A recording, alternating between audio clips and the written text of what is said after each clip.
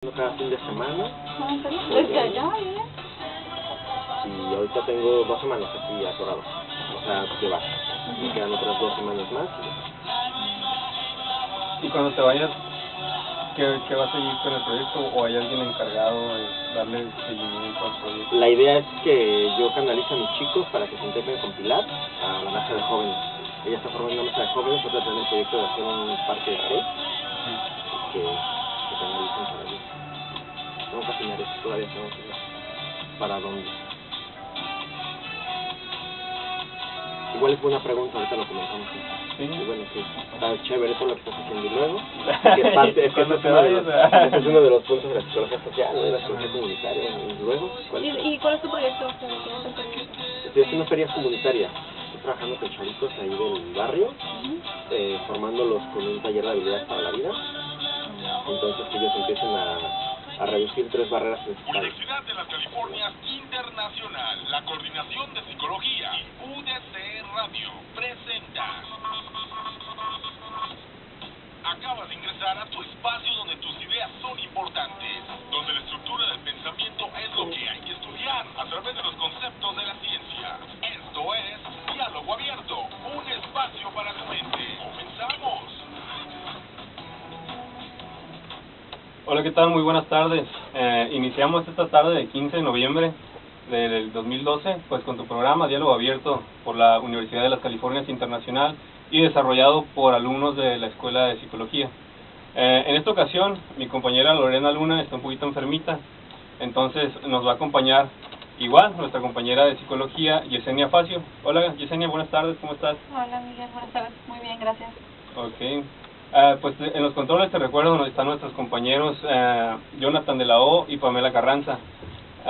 Yesenia nos va a hacer el favor de presentar a nuestro invitado el día de hoy. Adelante. Buenas tardes. Hola, buenas tardes. Está con nosotros el licenciado Diego Falcón, psicólogo social, con una maestría en psicología comunitaria, psicólogo social, Universidad de Buenos Aires, Argentina. ¿Cómo te encuentras? Yo muy bien. ¿Ustedes?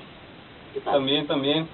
Pues Diego es ya amigo de nosotros, trabajamos con él desarrollando unos proyectos por el área del Florido.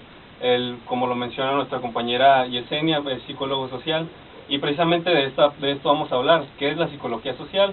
Para empezar, ¿por qué surgió? ¿Cómo surge en ti la idea de estudiar psicología social o dedicarte a este ramo de la psicología social? Ok, les cuento bien rápido. Tiene que ver mucho con el ir derribando barreras aquí psicológicas propias. Cuando yo entré a la facultad de psicología, yo entré como muchos de ustedes, me imagino, con la idea de la psicología clínica, Sí. Trabajar en psiquiátricos, trabajar la enfermedad mental, las patologías y todo esto. Entro a la UNAM y lo primerito que me encuentro cuando entro son como 7,000 materias de estadística, 8,000 materias de anatomía, de fisiología, y de repente digo, ¿qué carajos es esto, no? O sea, ¿dónde me metí? Y entonces empiezo a ver la parte no bonita ni poética de la enfermedad mental, sino la parte cruda, y digo, órale, no sé si esto me gusta. Empiezo a entrar en un conflicto personal, de qué voy a hacer con esto, o sea, realmente quiero estudiar esto, y se viene la huelga de la UNAM, la huelga yo soy viejito, ¿no? Del 99-2000, se viene la huelga, y para la universidad 9 meses. En esos 9 meses yo me integro a lo que en ese momento era el CGH, el Consejo General de Huelga, y empezamos a hacer pues todo el cabildeo de la huelga, pero también empezamos a hacer brigadas de trabajo. Me empiezo a juntar con algunas brigadas de trabajo de ciencias políticas y de filosofía y letras, y empezamos a salir a comunidades alrededor del Distrito Federal, y ahí unas chicas me presentan algo que se llama psicología comunitaria, y entonces empiezo a ver que el psicólogo no solo trabaja en consultorios, que el psicólogo no solo trabaja en hospitales psiquiátricos, sino que el psicólogo tiene una injerencia súper fuerte en comunidades. Entonces empiezo a ver necesidades, empiezo a ver todo esto, y saben, así como cuando empiezas, cuando entras en un viaje de veo que hay toda una rama de la psicología que se encarga de eso, que no me la habían presentado, que era la psicología social, en específico la psicología comunitaria. Empiezo a trabajar eso y digo, esto es a lo que yo me quiero dedicar. Entonces dije, ya encontré el hilo negro, voy a empezar un área de la psicología. Sí. Me invitan a un congreso a Morelos, al Congreso de Psicología Social de la Liberación. Voy muy emocionado y me entero que hay gente que desde hace 40 años viene haciendo eso. Entonces digo, existe todo un área que es el área de psicología social comunitaria. Eso me cambia y de ahí empiezo yo a gestionar la onda de seguir desarrollándome la psicología para esto y empiezo a investigar en dónde lo puedo trabajar, en dónde lo puedo estudiar y me doy cuenta que en México no existe y hasta la fecha no existe. En México solamente hay maestrías en psicología comunitaria, pero no en psicología social comunitaria, que son dos vertientes totalmente diferentes. Y bueno, de ahí empiezo a hacer como un montón de proyectos. Sí, es interesante cómo podemos ver esta parte que mencionas. Desde hace 40 años se está trabajando en esto, pero en realidad no existe la especialización como tal en psicología social. Y vemos pues muchas problemáticas en la actualidad. Pues ya nuestros compañeros desde a partir de cuarto cuatrimestre empiezan a ver lo que es psicología social, desarrollo social, y ya lo que son sexto, séptimo empezamos con prácticas de desarrollo comunitario. Entonces ya se le está dando un poquito más de interés al área. Pero en sí, ¿cuál sería la problemática? ¿Por qué no está implementado este campo en México? Mira, no está implementado en México y como en la mayoría de países de América Latina porque la psicología comunitaria surgió de la mano de la psicología política y entonces está muy estigmatizado en tanto que, ¿sabes cómo esta onda de son comunistas? ¿Sí? De trabajo en las comunidades. La psicología social comunitaria surge como, es una hija directa de la teología de la liberación, de la psicología social de la liberación, la psicología de la liberación en realidad. Se nutre de la educación popular con Paulo Freire, de la teología de la liberación con Martín Baró, y de ahí se empieza a formar todo esto que es psicología social comunitaria. ¿Dónde empieza a trabajar la psicología social comunitaria? Pues en las comunidades marginadas. Recuerden que en los 60 se vive el rompimiento de la psicología social, la gran crisis de la psicología social, en el que empieza a ver los sectores disidentes de la psicología social, porque se habían enfocado, la psicología social ya solo existía en las universidades. Hay mucho trabajo teórico sobre las sociedades, las diferentes comunidades, pero no había trabajo comunitario, nadie. Todo lo hacían a nivel teórico, no se bajaba en el sentido práctico a ir a comunidades. Había psicólogos, muchos de los psicólogos sociales que ustedes han leído, que son como vacas sagradas, en su vida pisaron una comunidad, jamás, porque era todo teórico, y entonces se hace el rompimiento en los 60, 70 y se dice, no, ¿sabes qué? Hay que bajar a comunidades. Pero a la par se da dentro de la propia Iglesia Católica el rompimiento con el Concilio Vaticano II, el rompimiento de toda una corriente teológica en la que dice, ¿sabes qué? Tenemos que hacer una iglesia de los pobres, es decir, que los curas no estén solamente como en las ciudades, los curas tienen que meterse a comunidades, y entonces se juntan los psicólogos, los pedagogos con Paulo Freire y los curas, y se hace todo un movimiento. Y también eso coincide con el caldo de cultivo, piensen que era la época hippie, fue la época de fue el auge de la revolución cubana. Entonces digamos que el contexto hizo un caldo de cultivo en el que hubo muchísimo trabajo comunitario, hubo un cambio total en la psicología, pero también nunca pudimos desprendernos del lastre, en el buen sentido de la expresión, de estar ligando siempre psicología comunitaria con trabajo como trabajo de comunistas, como Rojillo, como siempre político, y sí hacemos psicología política. La psicología comunitaria y la psicología social de por sí es psicología política, pero no política partidista. Lo que estamos haciendo ahorita es política.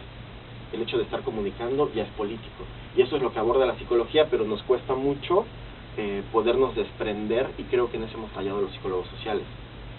No hemos sabido vender el producto. ¿Alguna pregunta? Muy bien. ¿Cómo se aborda en un inicio un problema social, digamos, en una comunidad? ¿Qué se ve o qué necesidades tendría que haber en una comunidad para presentarlo como problemática social? Lo primero que tiene que haber en una comunidad es una necesidad, no es necesidad, es una necesidad sentida por la comunidad. Tú como investigador social puedes inducir 80 necesidades en una comunidad, pero lo cierto es que las comunidades tienen necesidades sentidas, pero las comunidades suelen no estar organizadas o sensibilizadas para reconocer sus necesidades. No es que no las sientan, es que no las pueden estructurar. Las comunidades, para que tú puedas trabajar en una comunidad de verdad y tener un impacto, tiene que tener una necesidad. Si la comunidad no tiene una necesidad, no puedes hacer nada. Puedes hacer mucho para ti, pero no para la comunidad. ¿Qué es lo primero que tiene que hacer un psicólogo comunitario, un psicólogo social? Y parece bien tonto y por eso luego nos estigmatizan. Lo primerito que haces es llegas, te sientas y ves. Y estás sentado 1, 2 o 3 o 4 días. Y ves, solamente ves. Pero observas, estás observando. Es decir, eso es observación no participante. Primero checas qué está pasando con la dinámica y empiezas a hacer inferencias. puede estar pasando esto, yo veo que esto es esto, yo veo que esto es esto, yo veo que esto es esto. Haces una especie de línea de indicadores, ves de esos indicadores cuáles tienen que ver con una posible necesidad de las comunidades, y después lo que haces es preguntas. Pero cuando tú estás viendo, ya estás analizando la dinámica de una comunidad y estás viendo líderes formales, líderes informales, fuentes de información, y te vas acercando a ellas, vas recortando el terreno hasta que logras cimentar una hipótesis de lo que puede ser una necesidad, y después tienes que tablearlo con la comunidad. El que la comunidad reconozca una necesidad tampoco significa que ellos quieran abordarla. Entonces también tienes que checar eso. Lamentablemente, ¿cuál es el principal problema de un psicólogo comunitario? Que un psicólogo comunitario o un psicólogo social en general depende de presupuestos, ¿sí? Y entonces quien te da el dinero ya tiene necesidades identificadas en las comunidades, y a veces es bien difícil gestionar lo que quiere el que me da el dinero con la necesidad que tiene la comunidad. Y entonces tienes que estar haciendo, ahí hacemos magia, tienes que estar pareando, de forma que puedas apoyar a la comunidad y que sigas reforzando lo que necesita quien te da el dinero, sin quedarle mal ni engañar a uno y sin traicionar a la otra. Si tú traicionas a una comunidad, la perdiste para siempre. Sí, qué bueno que tocas este punto. A mí me gustaría enfatizar qué diferencias notas de un proyecto público a un proyecto privado, pero eso lo vamos a abordar regresando del corte. Nos informan que va a haber un corte. Entonces, te recuerdo, estamos en el correo electrónico dialogoabierto.udci@hotmail.com, y en el Face nos puedes buscar como Psicología Diálogo Abierto, para que nos dejes tus dudas, comentarios. Te recordamos, estamos con el maestro en psicología social, Diego Falcón, mi compañera Yesenia Facia, perdón. Y pues aquí estamos, tu programa Diálogo Abierto. Continuamos. Pacho. Muy bien. A ver, preguntas. ¿Cómo estás, profe? Bien, muy bien. ¿Todo bien? No, Muy bien. porque casi no se dice. Bueno, más bien no se dice.